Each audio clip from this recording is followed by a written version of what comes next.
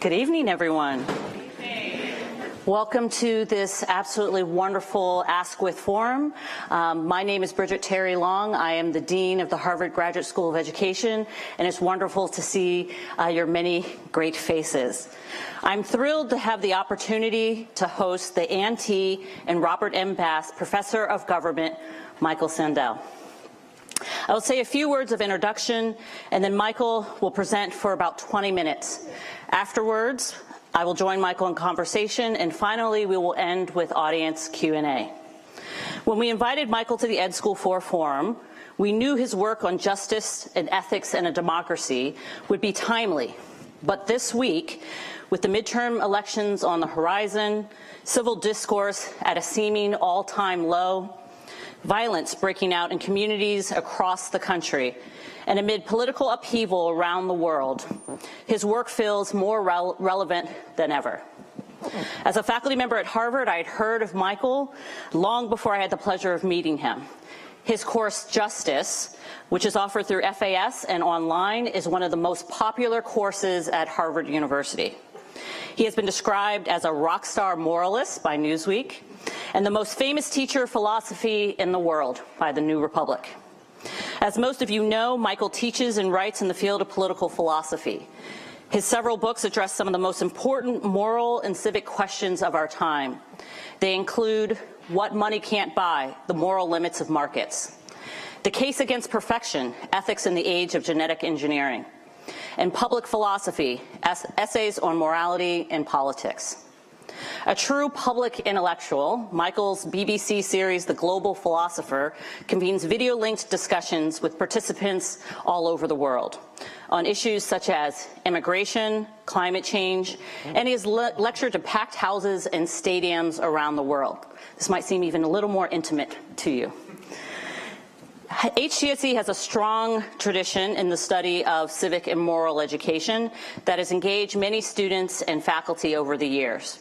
For example, our Civic and Moral Engagement Initiative, led by Professor Mira Levinson, prompts us to ask critical questions that are more important now than ever.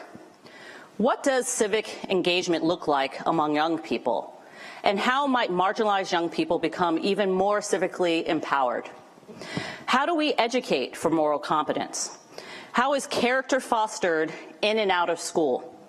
How can young people learn to manage controversial discussions and difficult moral and civic dilemmas? Today, we are fortunate to have Michael here to help us grapple with these questions and many more as he takes on the topic of reimagining civic education and creating platforms for global and public discourse. But like all rock stars, Michael can only be properly introduced with a video trailer. Can we fire up the video, please?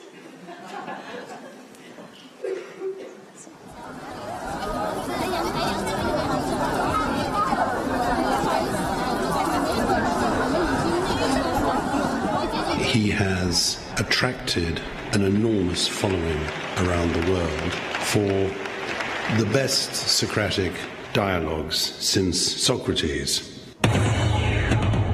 He's a philosopher with the global profile of a rock star. He's a Harvard professor who doesn't just lecture in halls, but in stadiums. One thing the world needs is a better way of conducting our political debates.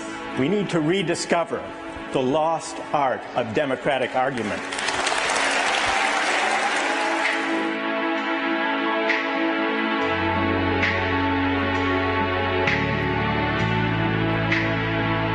Tonight, we have begun that debate.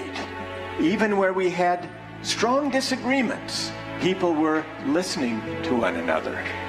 This gives me hope that we can elevate the terms of public discourse.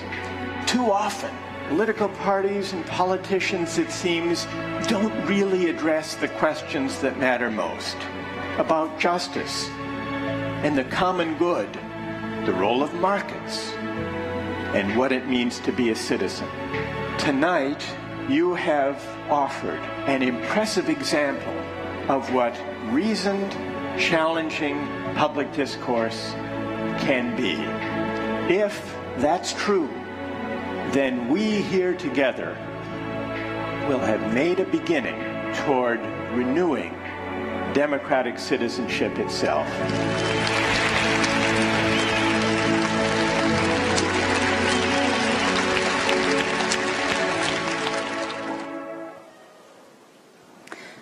So please join me, both those present and those I know are watching online, in welcoming Professor Michael Sandel. Thank you so much. Thank you, Bridget. Thank you. Thank you very much, Dean Long, for that generous introduction.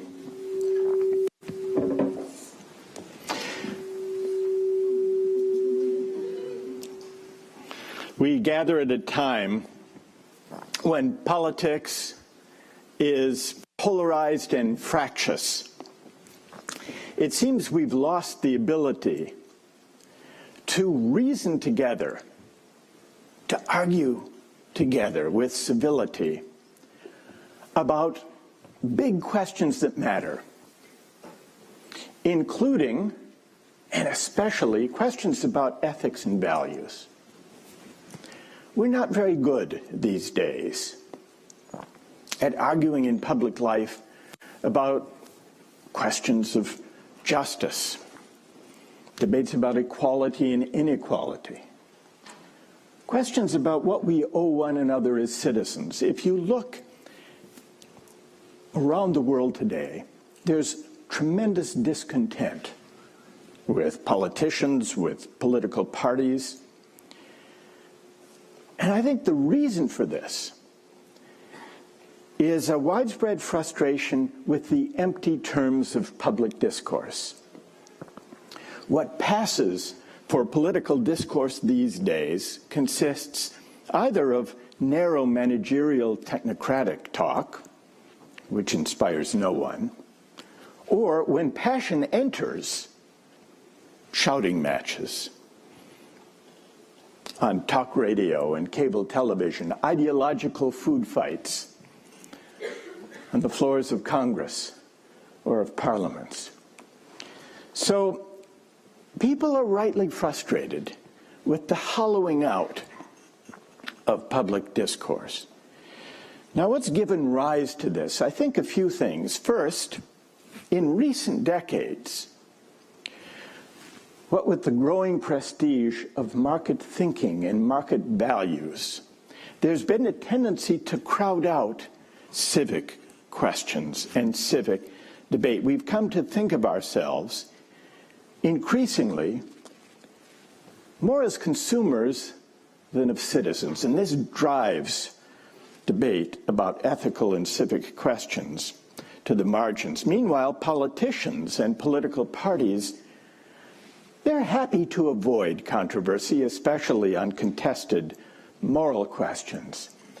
And so they're all too ready to try to outsource moral argument and moral judgment to the seemingly neutral framework of market reasoning, which is, I think, part of what has morally emptied public discourse of resonance and meaning. And then, of course, there's social media, which too often are echo chambers of tweets and taunts and sometimes hate. Social media too often lends itself more to rude epithets than to reasoned argument. And then finally, there are schools and institutions of higher education. And I think in the face of these challenges, we have not done enough to equip students to be citizens. It seems to me that it's time for us to undertake a new project, and that project is to reinvent civic education for a fractious, polarized time.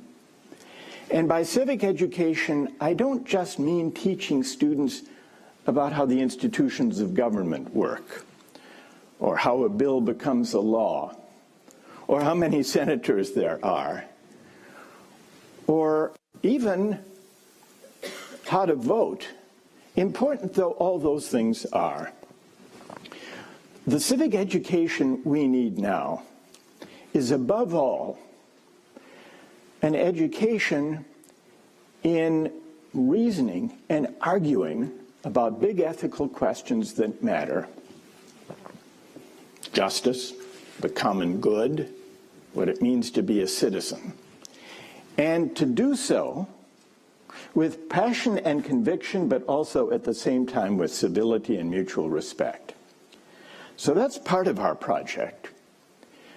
But given the power and influence of new technology, I think reinventing civic education has to figure out a way, instead of allowing technology to corrupt and to crowd out civic discourse, how technology can be deployed to create platforms for public discourse, including public discourse that reaches across cultures and even countries.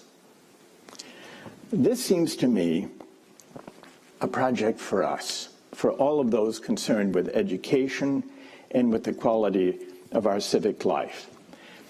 I want to describe some experiments that I've engaged in toward this end, and then invite you to react and to share your thoughts about what reinventing civic education for our time might look like. The experiments I've been engaged in began when we decided to do an experiment with the justice course that Dean Long was describing, where here at Harvard, 800 or 1,000 students would gather each year in Sanders Theater and debate big philosophical questions that connected to hard contemporary issues. It's sometimes said that in universities these days it's not possible to discuss fraught moral questions.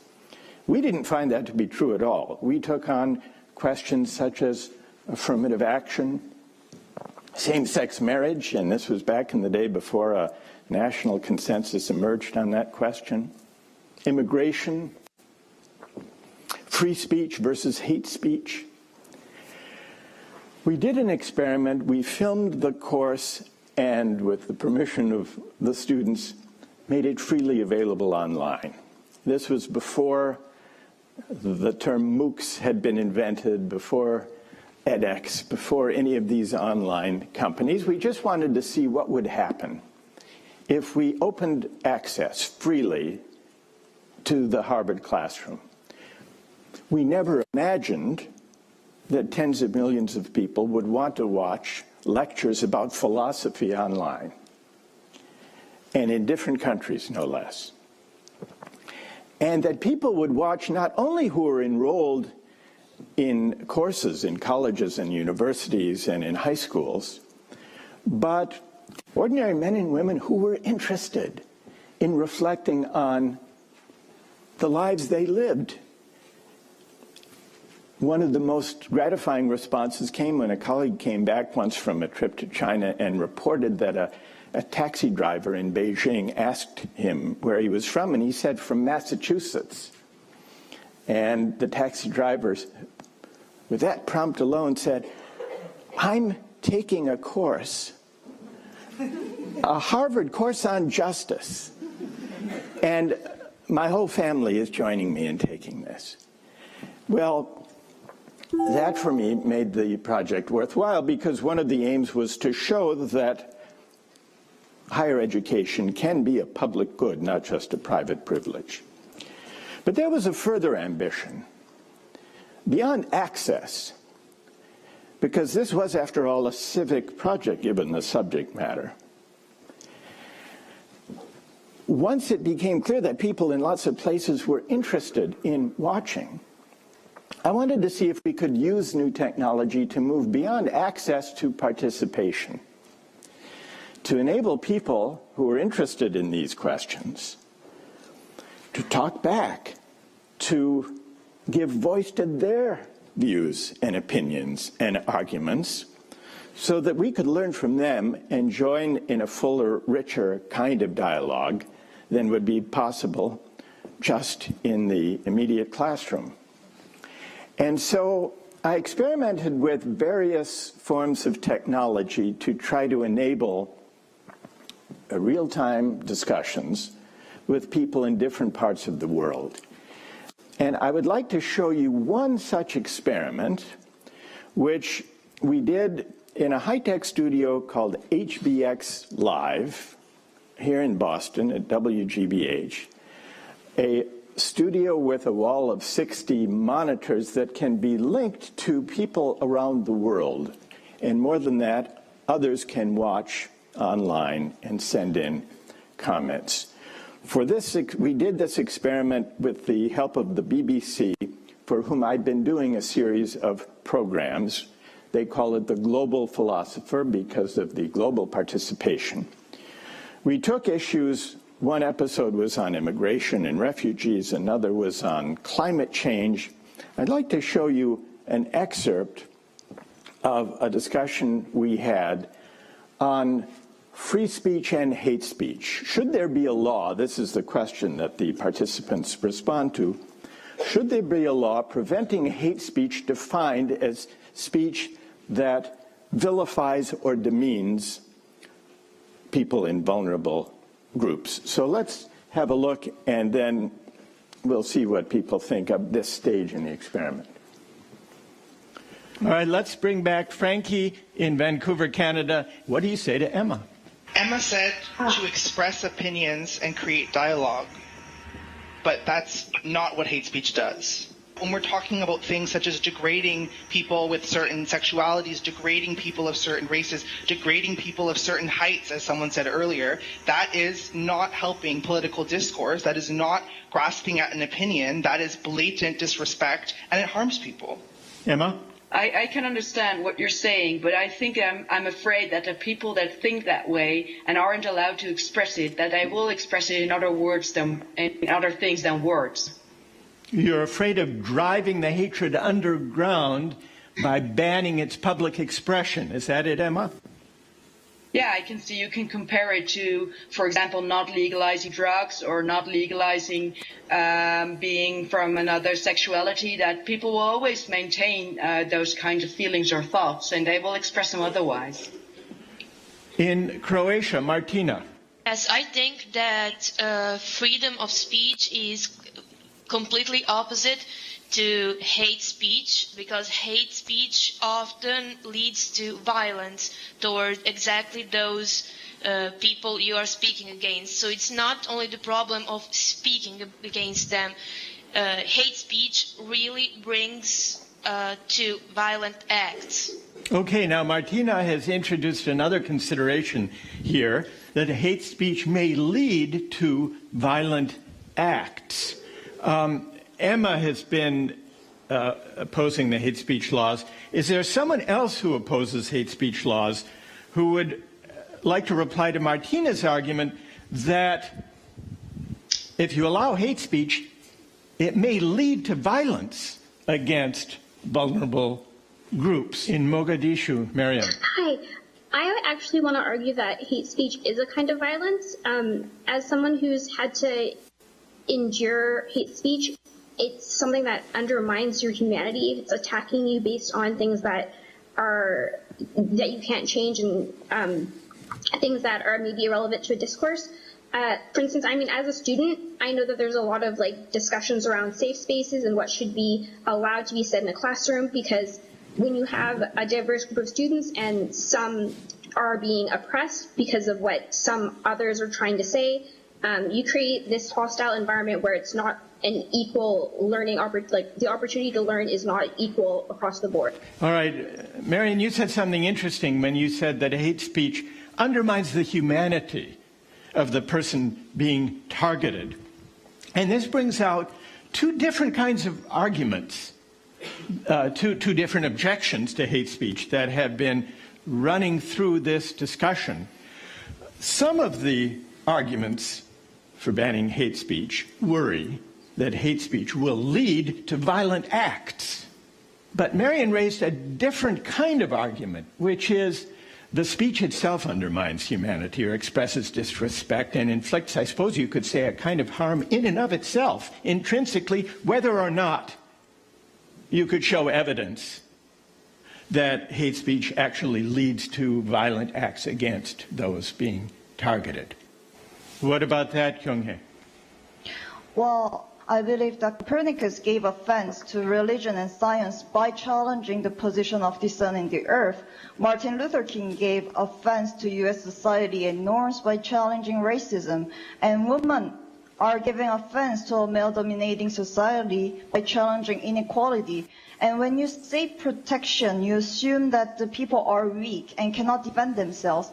But shielding women from misogyny or shielding ethnic minorities from racism, isn't that paternalistic rather than being progressive? All right, let's bring Frankie in Vancouver back to the screen to reply to Kyung-hee. I'm absolutely shocked because I feel that academic discussion gets in the way of reality and truth. And if Marion is on a subway in Somalia and someone shouts at her for the head garment that she is wearing, that is not helpful, Kyung from South Korea. That is not leading to her to feel empowered. That is not discourse. That is hate speech, and that is disgusting. Do not say what Martin Luther King said when he was protesting for his rights was hate speech, because what we are discussing is if a person should be able to degrade someone on their ethnicity, on their sexuality, on the way that they look. And I believe that what Marion chooses to wear because of the color of her skin should never be a reason to put hate speech against her. Kyung-hee.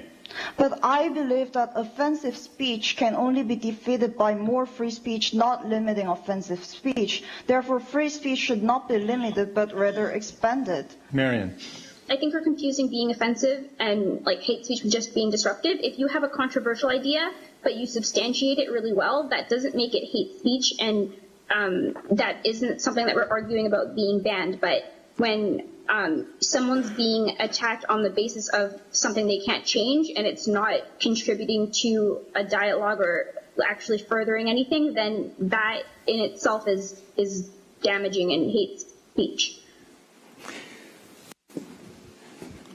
All right, I wanted to show you an extended clip because it seems to me the test of these technologies for the purpose of civic education and public discourse depends not only on technical considerations, how well can we hear them and see them, and can they see and hear one another, but whether it's possible, despite the distance, without actual physical presence, to carry through a line of argument that is coherent and that the participants can identify and respond to. So that's a version of distance learning. No, the project is to take the distance out of distance learning to the extent possible. And I'll be interested to hear in the discussion to what extent you think this experiment succeeds or fails in that respect. How much does it feel like a live classroom convened discussion? How much do we sacrifice by the distance, even as we gain the voices from around the world? In order to make that comparison, I want to show you one other example of an attempt at global public discourse that is low-tech. And it's in person. This is an excerpt on a different kind of ethical debate. I'll tell you where we did it in a moment, but first I want to get your views on this ethical debate. It has to do with technology and AI. And the question I put to a group of millennials from, in this case, from the US and European countries, was about a hypothetical, but not very hypothetical, dating app that is so accurate that it can be used as a marriage prediction app. And the question I put to them was, if the algorithms get very good in AI, so good that they can not only suggest possible people for you to date, but can identify the 3 people in the world, let's say, who would make the best, the ideal life partners for you. Whose advice would you trust more? The advice of the app, or, remember, this is a group of millennials, or your parents? How many would say the marriage prediction app? How many would go with that? It's because you said parents. If you said somebody else. All right, that's the alternative. Best friend would have been another story. All right, and how many would go with their parents' advice? Well, a handful of people would still go with their parents. Asha, you say you go with the app. Yes, why is because that? he knows every character, perspective of yourself. Yeah. He knows you well as you are. Yes. So I think he can search for a better match than my parents, who will see me at home or when I'm visiting them. Even though they raised me up, there was a time that I left home and created my own life. There's a life at home and a life outside of home. Yeah. So I don't think they are totally capable of searching somebody who fits me in both situations. But the app doesn't have that gut feeling. And I want to connect with a woman on a spiritual level. And the app can't feel that. So we Your can... parents do? Trust me, my mama. My mama. Trust me.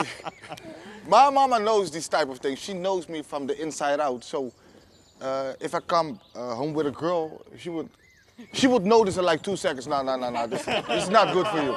But I think the question is, and being a mama boy as well, I think the question is there any space for a mistake? Even in choosing a partner to marry, is there any space for imperfection?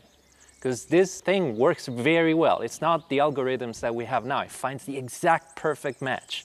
But don't we want to leave something out of that perfection for something as big as marriage? Well, I don't know if you've ever been in a relationship, but if you have a perfect match, then the mistakes start happening, right? So, I mean, so there's plenty of room for mistakes if you have a good connection. And that's what I'm saying. Like, I am married, and I don't know if a perfect robot would have found exactly my wife. She would have landed top 3.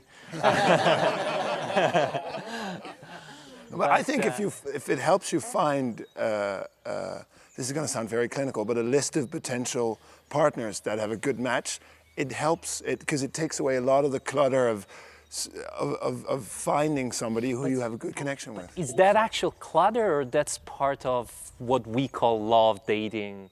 But the very action of having an app do that for you. The perfect girl, the perfect boy, or whoever would be rendered imperfect based on the fact that there wasn't that human element of, oh, I'm in a bar and my hands are clammy, and the fluttering human experience of actually falling in love. Yeah. If you have an app provide you a perfect match, it's imperfect because you don't have the dance of falling in love. There are apps out there that already work and where many people, don't have this hesitation of dating and having clammy hands, just like picking somebody up from the bar. Same thing, just that the date was set up by Parship or whatnot. And there are people who are getting married already through that, What about the sexual part? How will the machine know if that's a click? I mean, how will your parents know? And that too can grow. That too will No, but what I mean is there's got to be a personal connection, I guess, or some kind of thing, because the machine will never know. I mean, well, we're presupposing that it does. So what they write about online dating now is that it actually doesn't matter as much if you like the same film. You need a physical connection, but we're presupposing, I think, that the app also connects you to people. But I think Sergio's question underlies, if you take away all the foraging and the searching, you take away a lot of human experience, because you miss all the clammy mistakes and wrong dates and the wrong things. So I might have actually switched back to... But there's something Sergio said, I don't know whether this app would have my partner in that top 3. So it makes me doubting right now when I would go for that machine. You're changing your mind. I don't know. I'm really, because of his argument, because I'm thinking, I'm married. Would that machine pick this guy that I'm married to? I don't know. All right, so here we have a second second illustration of the experiment in kind of civic education across countries. It's a more circumscribed group of countries and cultures in this case than in the Global Philosopher one with the studio. But this one involves immediate human presence. We gathered this group. Actually, it was in an ancient amphitheater just outside Athens to evoke the spirit of Socrates, which spirit hovers over, really, for me, all of these experiments. Now, Socrates began the tradition of philosophy in the Western philosophical tradition.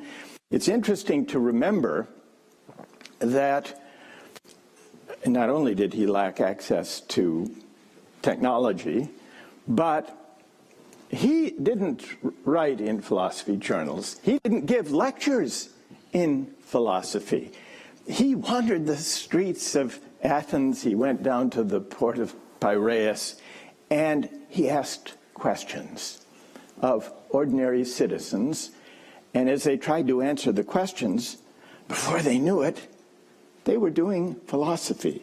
They were reasoning and arguing about the laws of the city and about the theories of justice and the common good underlying those laws and those practices. So the reinvention of civic education that I think we need depends on drawing from that tradition of Socratic reasoning, teaching through argument, through the movement from concrete cases to broader principles. It needs that element. But also, in the pluralist world in which we live, those arguments, those civic debates about the meaning of justice and the common good need to be enriched by finding ways, through new technology if it affords them, to enable us to have these debates across familiar boundaries of culture and, for that matter, of country. I think it's an open question. Just what forms of technology will best lend themselves to this project? But my sense, based on the various experiments in which I've been engaged, is that there are three things that we need to aim at in order to bring off a reinvention of civic education for our time. One of them is access. The second is participation. And the third might also be to combine whatever technology we use with presence, with human presence, which was so vividly on display in the last clip. So maybe we need to find, maybe the best way of doing this is to use technology and to make it more seamless, as in the Global Philosopher clip that I showed you, but somehow to allow the discussions to continue in the local settings, in classrooms or communities, so that the element of global conversation enabled by technology can be combined with the power of human presence where big questions are at stake. So this is the project in which I'm engaged. I would welcome your thoughts, your criticisms of these versions of the experiment, and your suggestions. But the one thing I believe deeply as I undertake these experiments is that the boundary between the classroom and the city, and by the city I mean public life, that the kind of civic education we need is one that blurs that boundary, that breaks down the sharp distinction between the philosophizing and the arguments and the ethical debates that go on in classrooms, formal classrooms, and the ethical debates and civic contestations that go on in the city where citizens gather. Civic education, after all, is civic, and that means its site, its situation, has to, I think, somehow connect the classroom to the city, just as Socrates connected philosophy to the world. Thank you very much. And shall we talk about it, Bridget?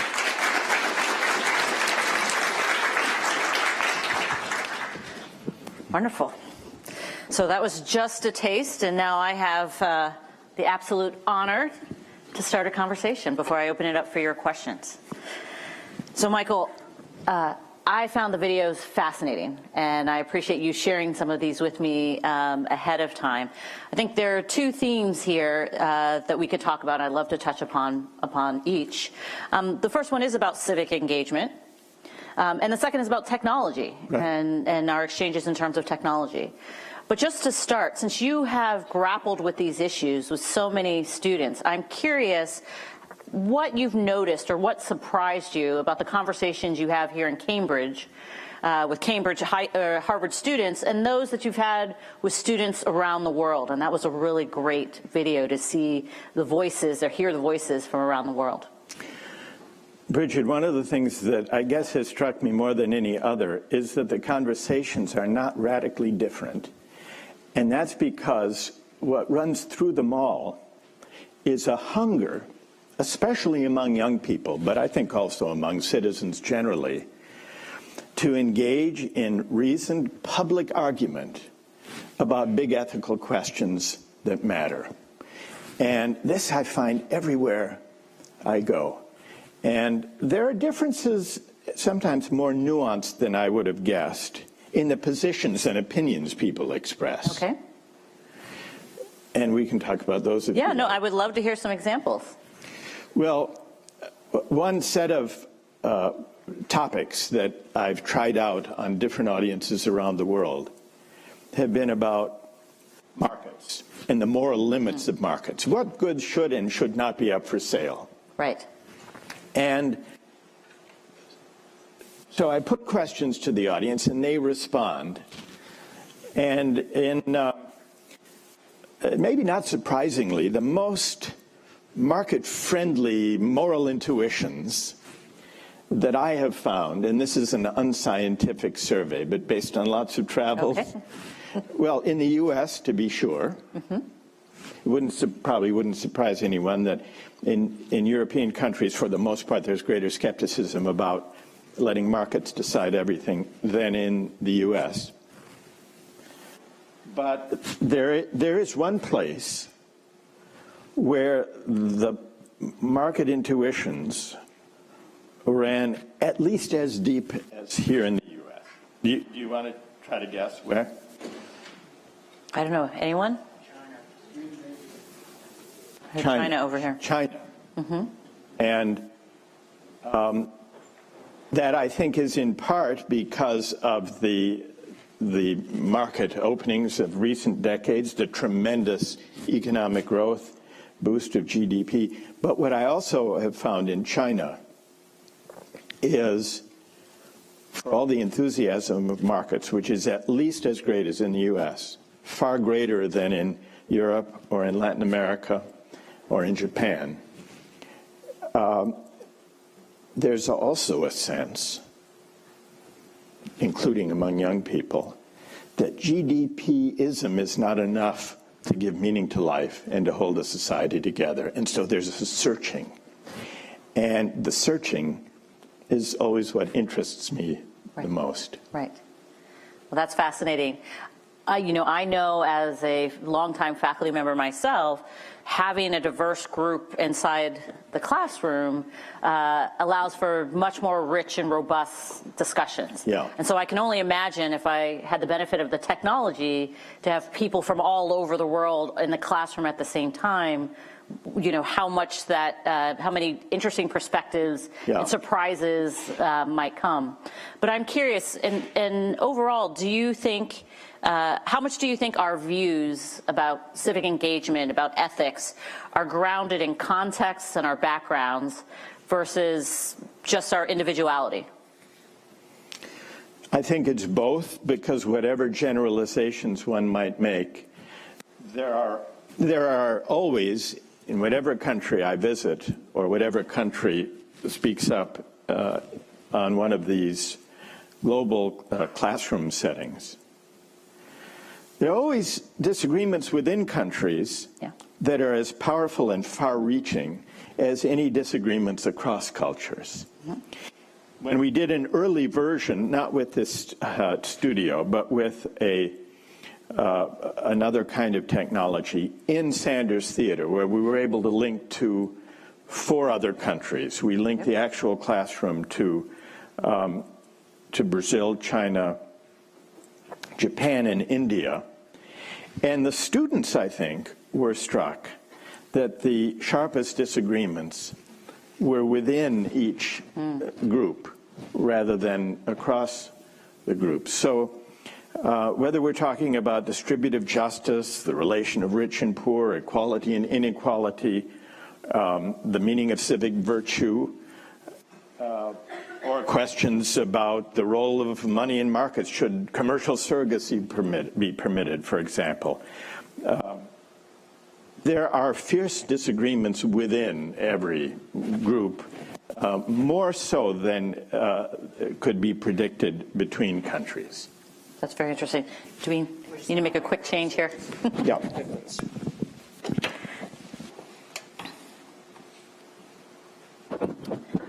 So while you're doing that, if we also think of and bring technology into this, so, at first I was thinking from the perspective of the instructor. Yeah.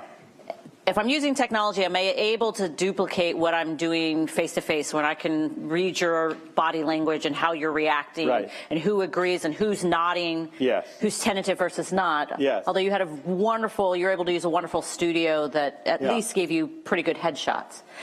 But the thing that I was struck in those exchanges is it wasn't, what we're looking to replicate is not between the instructor and the participant, but the peer-to-peer interactions. You want to talk a little bit about that? Because it was interesting how they really jumped into each other's conversations. They did, even though they were on screens, in some cases, tens of thousands of miles away from one another. So that aspect of it worked. Now, and I could see them, but here's where it fell just a little bit short, even though it worked. In the way that you've described, in person, and this gets to the role of presence in teaching and in discourse, you can not only see the people, but you can read their reactions partly by listening to background noise. I've noticed this. I used to think that when people cough, that's an involuntary physical reaction to a cold.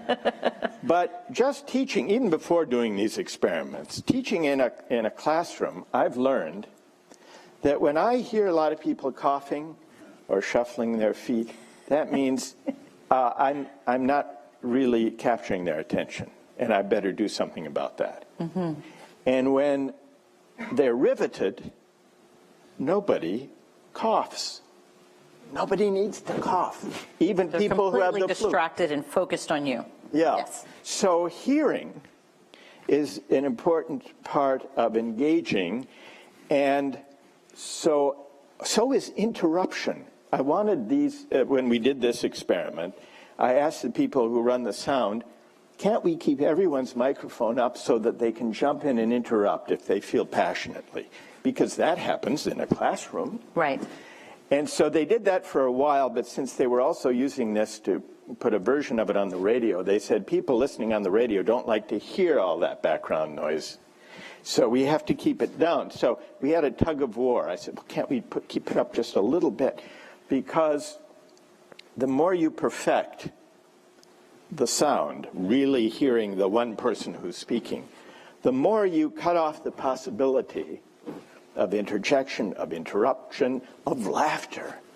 Part of what worked so powerfully in the second in-person thing in the Greek amphitheater is the laughter helped animate the discussion and the debate. And sometimes laughter is a reply as much as an articulated reason. And so as I further explore this, the high-tech version, I'm very interested in seeing whether there are ways of preserving or capturing things like laughter and interruption, which surprisingly are an important part, I think, of conversation and debate. I agree. I also noticed that, and I wondered if an important difference between the technology and the face-to-face was there was a touch of kindness in the face-to-face where there was distance, you know, using the technology. And I wonder about that.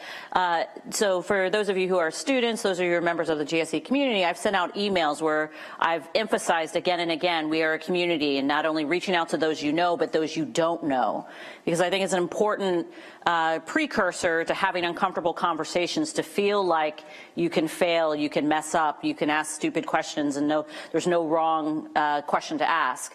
And we've been laying the groundwork for that for our year together, to be able to meet each other within a community to have tough conversations. You know, with the technology, though, the gentleman from Vancouver could jump right in from the, you know, to the woman in South Korea and say, I think you're absolutely wrong, and I can't believe you said that. Yeah. And the amphitheater, you know, they disagreed, but there was some humor, and there was kind of some reaching out, and there were some smiles, and there seemed like there was they were looking to connect with each other even when they disagreed. Yeah. So do you think with technology we can replicate that? I think that's an open question, Bridget, and a really important question, because what it suggests, and I agree completely, is that community is an important ingredient of education, especially civic education. And so that raises the question, if technology, like the kind we used here, is to be a vehicle for civic education, it provides a platform, the reach of which we couldn't replicate in a room or in an amphitheater. But the question is, and here's where I want to continue to push the technology, is whether it's possible to combine it with forms of community building so that the participants have some shared experience before or between the sessions, the live sessions that we actually do. And one way that I would like to try to do this would be to create lightly moderated online discussion forums between the actual live events, so that the people would begin to know one another, to anticipate the responses that this or that person gives, to know when that person is changing her mind or his mind, and that could flow into this.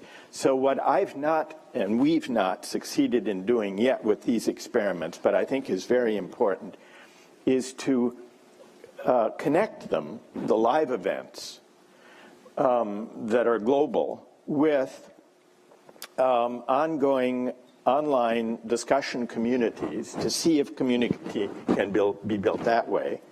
And maybe also supplemented with local in-person gatherings where people will debate the free speech, hate speech issue within their city or town or community, and then bring that experience to the next version.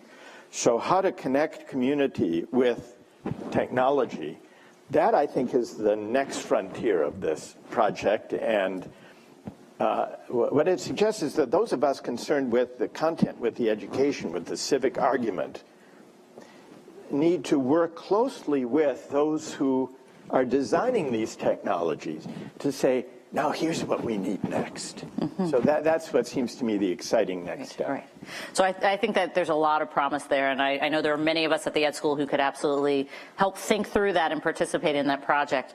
Well, let's step back, because I love the point you made that, you know, civic engagement in these discussions, the lines blur between the classroom and the city or society. Yeah. So much of this is happening outside of our facilitation as instructors, the repeated conversations you have with classmates, and out in the real world. Do you think it's possible to use technologies as simple as social media to push forward and help people develop their civic engagement? Well, I'm skeptical of social media based on its record so far in that regard. I think we all are. And so I think that's, that remains to be seen. But what I'm pretty confident of is that social media left to its own devices will not be a valuable instrument for reasoned public discourse. The only way that social media could contribute would be if we, I mean by we, those of us engaged in civic education and public discourse, work with those who are designing these platforms to make them more amenable to structured, moderated discussions of the kind that can feed into the classroom or to these kinds of global discussions. So I think there has to be an ongoing project that brings together the people who design the social media platforms to make them amenable to the ongoing discussions that don't just consist of hurling opinions. That's what's destructive. But where there is some continuing thread of argument and accountability among the participants, accountability to one another. I don't mean to a regulator, to one another. Yes, I think this is definitely a long-term issue that we've got to think about how to improve. But I'm curious, do you have any thoughts with the upcoming midterm elections and just the heated fervor right now, which I don't think is, I would call civic engagement in debate. I might call it something completely different. Right. But, you know, what are your perspectives and what do you think we can do to try to improve even our discussions today? In the short term, even as we work toward this more ambitious project of deploying technology for the sake of global public discourse, in the short term, I think the traditional media needs to do a lot better than it does at providing occasions for extended public discussion and debate among people who disagree. I think for the most part, network television and cable television does a very bad job of this.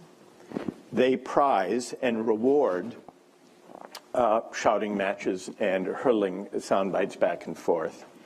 And very little of it contributes anything of value to civic discourse. But it needn't be that way. I think they're afraid that extended debate in a kind of moderated town hall setting with candidates or knowledgeable people of different views would be boring. That's their fear, and that they would lose ratings. And there are versions of it that are boring, but it needn't be that way. And I think that serious argument about big questions that people really do care about, immigration or artificial intelligence or affirmative action, there are no shortage of such questions. People care passionately about these questions and should be able to argue with one another, including those with whom they disagree, passionately, but still with civility. So in the short term, the traditional media has to figure out a way to do this. That's a very good example to point. If pointing to that institution, they're not quite modeling the behavior we would love to see. Many of our other institutions are also not modeling that behavior. Right. So one thing you said, though, earlier is using our tools and our resources at institutions like Harvard, but also elsewhere, to make sure people understand higher education as a public good. Yeah. So if we think about our colleges and universities, our schools, as an institution that might be able to intervene, what do you think schools like Harvard can do beyond just how we're educating our own students who happen to be here? Well, I'm reminded of a question that I was asked by some students before we did this experiment putting justice online and making it free. We gathered together a group of students to consult with them and hear their views about whether they welcomed this experiment or not, and most did. And I should say that in the classroom in Sanders Theater, we did not want to make, they had to give their permission to be filmed and their participation to be used. And we didn't want to make their agreement, their taking the class conditional on signing. So what we did was we created a no-film zone in one area where anyone who did not want to participate but who wanted to take the class could sit and not be filmed. And almost no one wanted to sit there. So much so that the only people sitting there were people who showed up late to class and couldn't find a seat.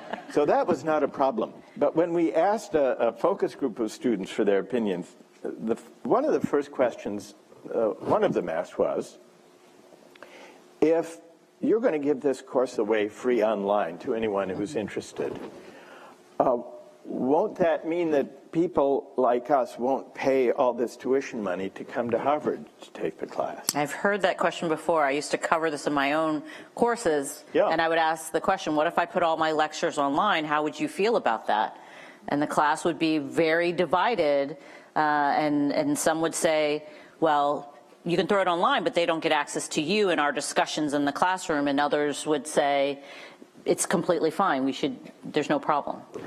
Well, my answer to the student who asked that question was, well, I had two answers. One of them was, having this online will, I predict, make Harvard more appealing, not less appealing for people to come. Secondly, was the argument of principle, which is what we do here in higher education should be a public good, not just a private privilege. And so what I think is that in all of the ventures in online learning that have cropped up since we did this experiment, this is a continuing dilemma because companies and universities participating in online learning want to monetize it, as the phrase goes, or at least to provide a way of enabling it to continue. I think that, well, the view I've taken with regard to the justice course, which was sort of grandfathered because it was before this apparatus was in place, was that it always be free. And that's partly because of its subject matter. If we're putting out courses that have to do with fundamental questions at the heart of our civic life, then I think we should find a way to fund it. Affluent universities should find a way to do that as a public service rather than to feel the need to raise money from the people who are watching. And maybe some will view this as unrealistic, but I think philanthropic support should enable us to keep at least some of these offerings free as part of our public responsibility. So I agree, and I think I love the way you framed taking us from thinking of ourselves as consumers to thinking of ourselves as citizens and changing the identity of how we think we interact with the world. Because so much of higher education is seen as this transaction for a credential, because I am the consumer. Yes. Exactly. And that's partly because it is so costly in time and so forth, but what are our responsibilities as citizens? And in particular, being at the ed school, where so many of us go into public service jobs, I think that's important. So may I say one other thing about that, Bridget? I think this can be a point of pride for institutions like Harvard and others who are creating these courses. I don't think it need to be seen as a grave sacrifice that we need to raise money to make these things free. During a couple years ago, I was in Brazil, in Rio de Janeiro, and I went was doing an event there, but the day before I went to a favela, one of these massive hillside slums that are fraught with violence and poverty. And I met with a group of community activists in a community center there, and we had a discussion about justice and injustice and violence, and some of them had watched the course. Now, that they're watching this in a favela where they're struggling to figure out what citizenship means to them, isn't that worth something? For big institutions like this one. And just one other note about that conversation. Chairing that meeting was a guy close to my age, who, his name was Reginaldo, and he told me how he had become interested in philosophy. Reginaldo learned to read at the age of 25. He grew up in this favela, and he still lives there, and he leads these discussions. And he worked as a waste picker, going to garbage cans, picking out things of value.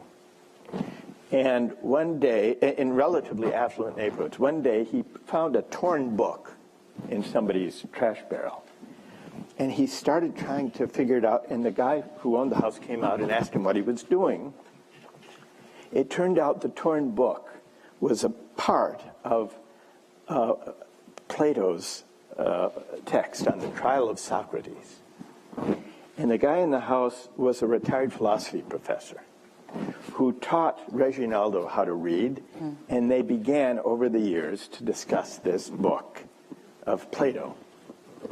And here is Reginaldo, still living in the community, acting as a kind of resident philosopher and leading these discussions. And it occurred to me that he and I are really engaged in the same calling. And it's a calling that goes back to what Socrates did when he wandered the streets of Athens and engaged people in discussions about the life of the city and their conception of the good life and what made life worth living. And here he is. So why shouldn't affluent universities like this one contribute to making those kinds of experiences possible? That's wonderful. I love that example. And before I open it up for questions, I'm mindful of the time. I want to build from that example. That's my last question. And that was one person who took the time to invest in another person. And that's what educators do every day. Whether they're teachers, if they're inside schools, outside of schools, our community has educators of all shapes and sizes. What advice would you give to the educators in this community, elsewhere, those who may be watching online, of one thing that they can do starting tomorrow to try to improve things? To begin by inviting their students to ask questions that reflect critically on the world in which they live and the things they value, and to connect that to our public life, whether it's an election or whether it's a debate about immigration or about tax policy or the environment, to find moments and occasions in the classroom or outside the classroom to invite that questioning and those discussions, including the disagreements to which they will give rise, and then to begin to teach people how to contend with those disagreements without fleeing from them. That's wonderful. And I have to give a shout out to my son's 5th grade teacher, Miss Mbeki, for doing just that. And with that, I'd like to open up for questions. We have microphones here, and I invite you to walk to the microphones to ask a question.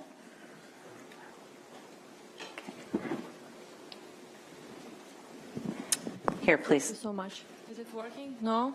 Yes. It does? Okay, yes. Great. Thank you so much.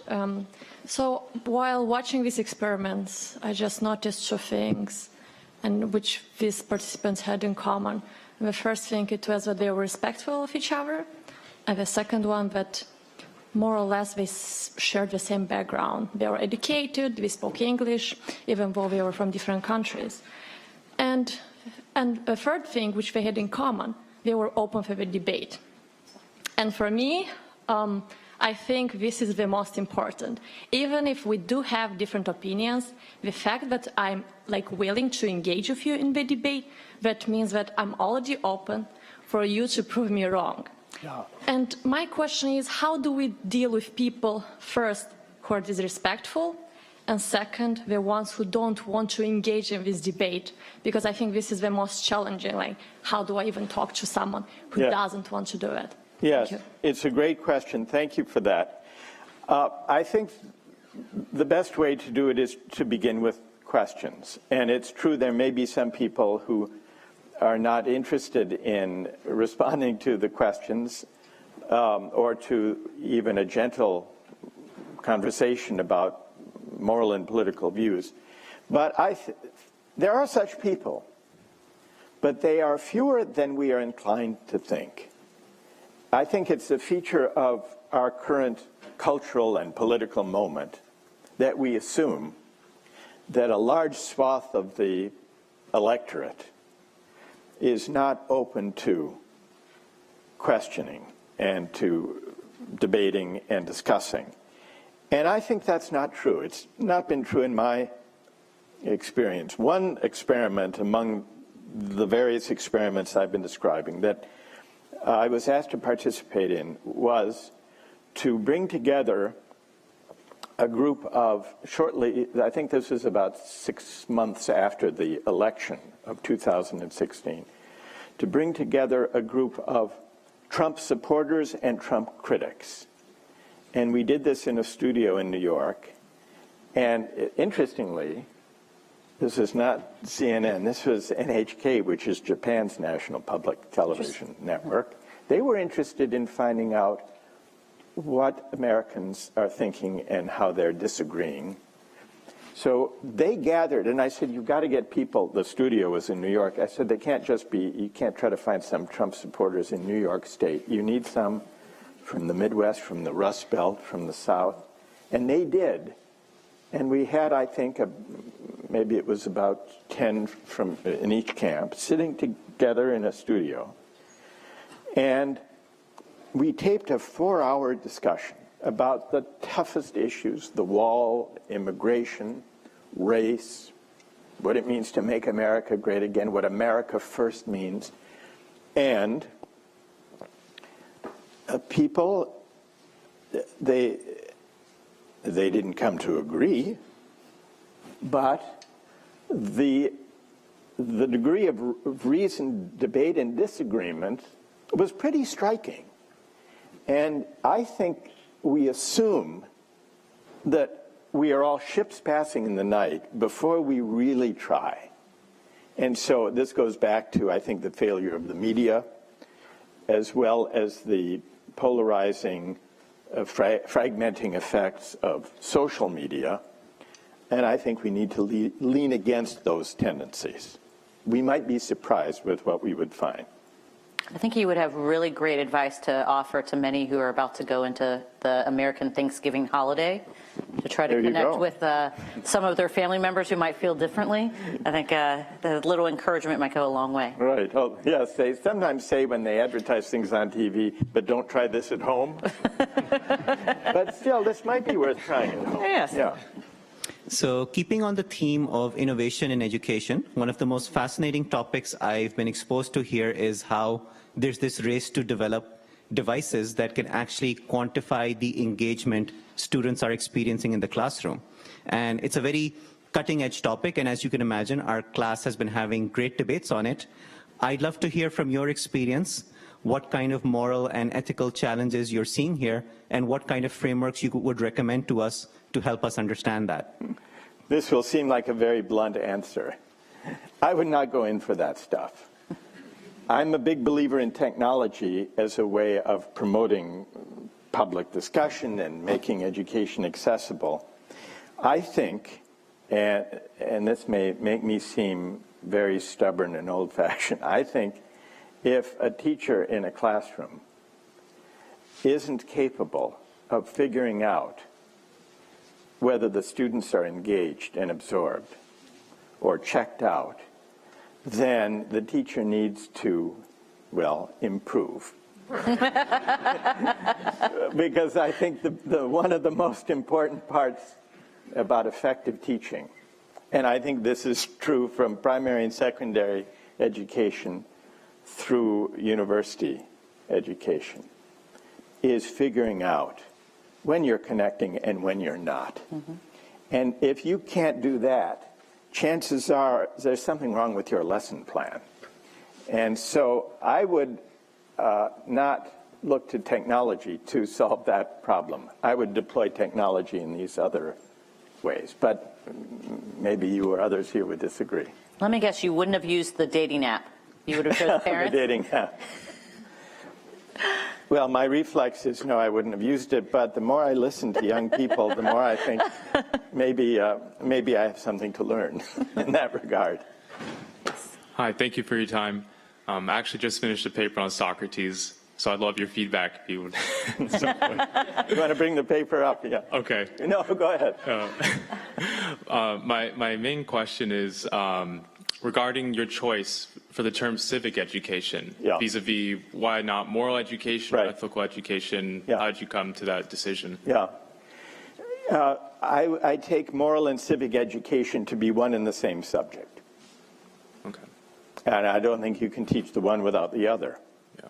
Now, there are some who might disagree and say civic education is about the terms of civility and mutual respect and respecting pluralism and disagreement, whereas moral education is more about virtue and the good life and how we should live our lives. Some would say there is that distinction. But I don't think that those two topics can or should be kept apart. And I think part of the emptiness in contemporary public discourse reflects too great an insistence on distinguishing moral from civic argument. It's understandable, because in pluralist societies, we know that if we bring moral and ethical debate into politics, people will disagree. And so it might create tension, it might create controversy, and it might risk that the majority will impose their values on the minority. That's the worry. So there's the tendency to think civic education, civic discourse should stay away from disagreements about virtue, the good life, values that people bring to bear in their own lives.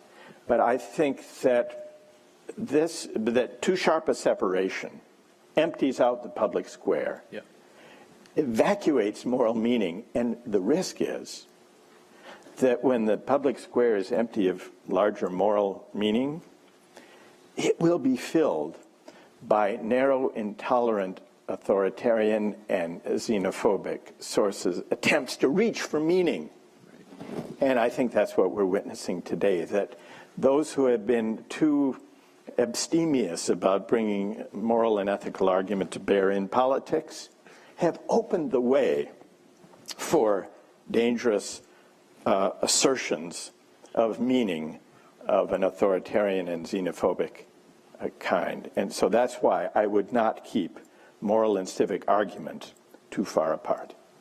Thank you. Thank you. Please. Hi, Professor Sandel. It's great to have you here today. As you were delivering your presentation and with your discussion with Dean Long, I keep having one question in mind. I don't know if you have ever encountered the most extreme of thoughts when you were in other countries or in some other classrooms. But in recent events and tragedies, we've encountered people that would immediately jump to conspiracy theories from both sides of the political arena. I feel like it's hard to establish a common ground to base our discussions upon. I was wondering if you have any ideas on that. Well, conspiracy theories are one species of extreme views that seem to make civic dialogue difficult, if not impossible. I don't think there's any single formula for contending with either conspiracy theories or extreme views in public discourse. Whether in any given case they are amenable to discussion and debate is something we can't know until we try. So I would err on the side of giving it a try. And sometimes we might find there's no headway to be made here. We really are ships passing in the night. That does happen. But I think we can't know in advance what kind of position or what kind of opinion or what kind of political view will prove to be impermeable to dialogue in that way. And so I think being too overly cautious can lead us to shy away from fraught moral questions. There's one example, though not one involving conspiracy theories. I did an event that we recorded for one of the BBC programs, but this was in person, a few years ago in India, right in the aftermath of a horrific rape case that captured headlines around the world and prompted a whole social movement, people in the streets protesting violence against women in India. And we gathered a group of about 1,000 people in an outdoor area, and we had a debate about whether rape should be treated by the law as a special kind of crime, or should it be treated on a par with other forms of violent physical assault. And the debate, and these emotions were raw, understandably so, in the aftermath of this horrific crime. But the debate was powerfully moving. People took strong views on both sides of that question. Many of the participants who spoke most powerfully on both sides were women.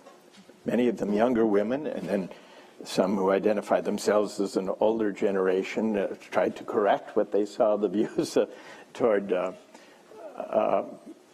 feminism and violence against women of the people they heard. But it was one of the most moving such dialogues that I've been a part of, and yet on the face of it, it could well seem like a subject just too heated, too fraught emotionally and politically to touch. So I think we should not be too cautious and not too quick to steer away from what seem to be very hard political and ethical questions. Thank you. Yes. Hi, thank you again for coming. My question is that as a practitioner teaching students about ethics and civil discourse, how much of, in your reflection, and probably something that's not quantifiable, has the discussion moved from just a discourse to actual practice in terms of students going out then to increase their civic duty by participating in promoting justice and equity? Or does that discourse, do you think, has mostly stayed in the realm of academia and thought? It's hard to know for sure because it's hard to track the careers and life experiences of the students who go out into the world. So all I can go on anecdotally are the responses of students whom I encounter or who write years afterwards and who may remember the course and describe their life experience. I think that the students who report that they've been touched or moved or influenced by this way of thinking and by the debates they've had with their classmates, they take up a wide range of careers and life projects. Some in communities, some in teaching, others in business, others in politics, others in finance. And I don't consider any particular career that a student undertakes as a failure, as an educational failure. It all depends on the spirit they bring and the mission they bring to that career. But it's hard to know. It's hard to know in any systematic way what careers they characteristically take up. Thank you. Okay. So we only have a few more minutes, so I'm going to try to get in these questions. If you can try to keep it brief. Please. Thank you for sharing your work and bringing it to us to think about at the Ed School. I'm wondering if you can speak to your role as a moderator in these conversations. I noticed especially in the global dialogue that you served as a hub between the conversation, and that was different in the live setting. So I'm wondering what is the moderator's role or other characteristics of the environment that would support a successful dialogue either in person or online? In the two examples I showed, as well as in the classroom, I consider myself more as a teacher than as a moderator, even though there may be times when the students or the participants are addressing one another. I think some of the best moments in a classroom occur when, notwithstanding the role of the teacher, the students, the participants address one another. So moderator suggests a more passive role than I think is required to generate these debates, which sometimes involves provoking, sometimes involves directing or redirecting, but always involves inviting the participants or the students to join in a shared enterprise of reasoning together, arguing together, listening to one another, and articulating their disagreements. So even when it seems, as in the one clip, that I was sort of standing by, there is the discussions that go best, even that seem to be motoring along on their own energy, are ones that someone, and I would call that someone a teacher broadly conceived, has invited, shaped, and maybe even directed. Sometimes the art of teaching consists in hiding or concealing some of the elements of direction so that they're scarcely noticed. Very true. Yes. Thank you so much. My question is similarly about your role as teacher or facilitator. In terms of your preparation going into a discussion around a highly charged topic, do you have any specific practices or frameworks that you Yes, anticipate. And here I would say facilitator doesn't quite describe it. Mm-hmm. It's all of these roles are a kind of teacher role, even in the public square. But the preparation, especially for highly controversial questions, the best preparation is to anticipate in advance, as best one can, the different responses to the questions you pose and the counter-arguments that you hope will emerge. And sometimes they will emerge as if by magic, spontaneously, and other times it may take more intervention and redirection. But having in mind the range of responses you hope a question will prompt is the best preparation, I find, for this kind of teaching. Thank you. Let's try to get the last three questions. Yes. Hello. So I have two questions that relate to each other. The first question is that, so if you think of civic engagement as a construct, what would be the core dimensions that comprise civic engagement? And how would your description change for civic engagement that might differ across developmental stages, like for 4th and 6th graders? You mean civic engagement by contrast with civic education?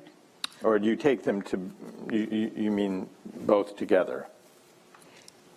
I actually don't really have the right understanding, specific understanding of how that those two are different. Okay, all right.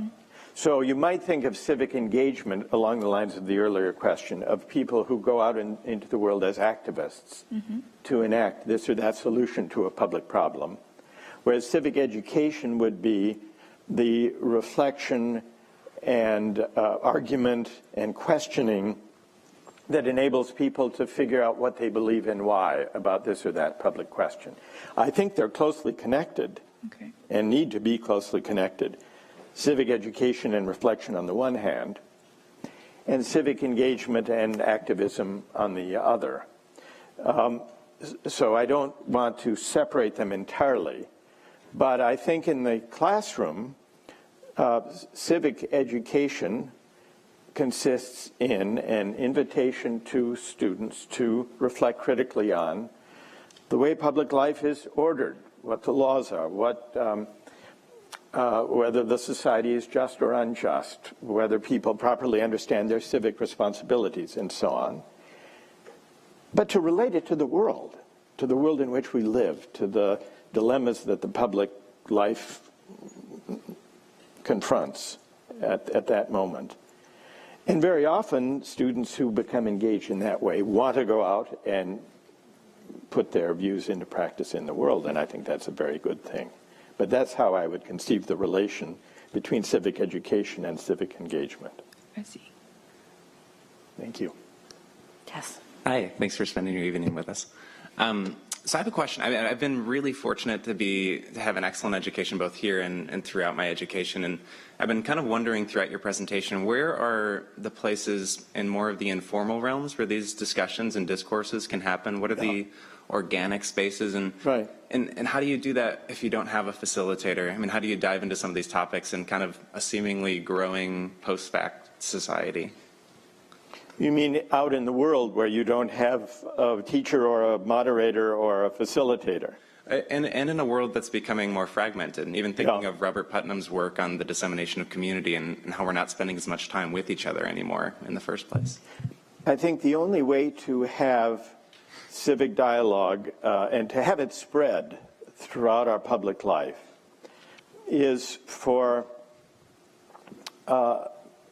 more people, whether in the media or in civic life generally, to take on the role of teachers, moderators, facilitators, sponsors of, hosts of, maybe host is the best word. It's a kind of hospitality, and I've used the language of invitation, so maybe hosts of forums and occasions for public dialogue and debate. Now, there are institutions whose job this is, including the media and including schools and colleges and universities. But ideally, these discussions should take place throughout civil society. And so congregations can be sites of these discussions.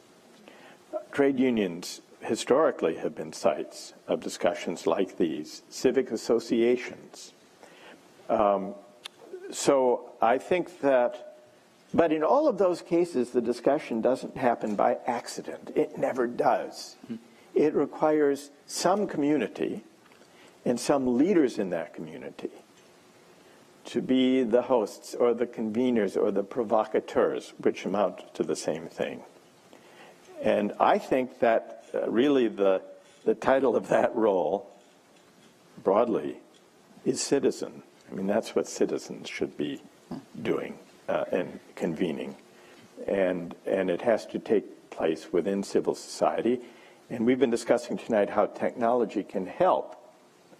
But I don't think that even the best technology can substitute for the activity that takes place within civil society among citizens. Great. And our last question. Yeah.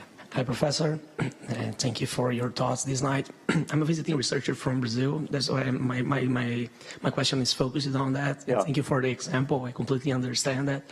But we're discussing now a project which is called university or schools are part of no party because they're struggling due to the elections, struggling to discuss about the role of the professors in the schools, not only as a moderator or provoking the debate, but as a part of the debate, exposing his opinion to the to the students, even in secondary schools or in the ordinary schools. So my question is, which is, in your opinion, is the role of the professor? If the professor should be not a part of the debate, but just moderator, or not? If the professor should engage on the debate? Right. It's a really important question. Thank you for that. I would distinguish between this, between partisan politics in the partisan sense, and politics in the broader sense of having a concern with public life and with civic life. And I think that teachers and professors can be much more effective in promoting civic education and in equipping students to become effective citizens if they, the teachers or professors, don't present their own personal partisan political views, which is not to say that civic education is unrelated to politics. It isn't, because it takes as its material and as its occasion and as its provocation the public life we inhabit. And so a course in justice, or a course on ethics and new technologies, or a course on money and markets, which I'm teaching this semester, of course is enriched and enlivened if it's connected to the world, to actual political events and debates. So I think civic education and moral education should be political in that broad sense, which really has to do with connecting to the world and to public life, but not in the purely partisan sense, because that runs the risk of foreclosing debate rather than inviting it. And at times that are so as polarized as our times are, in Brazil just now, also in the US, and in many other societies, I think it's important for teachers of moral and civic education to retain the, well, if they're to be effective hosts, they need not be neutral with regard to the moral questions that rise in the world we inhabit. I don't think professors or teachers should try to hide their convictions, but I think they better invite students to explore their own convictions, to figure out what they believe and why, if they retain a certain kind of openness with respect to the actual political choices we face day to day. Thank you. And with that, please join me in thanking Michael for his insights and wonderful things he shared with us. Thank you. Thanks to all of you. Thank you so much. That was wonderful.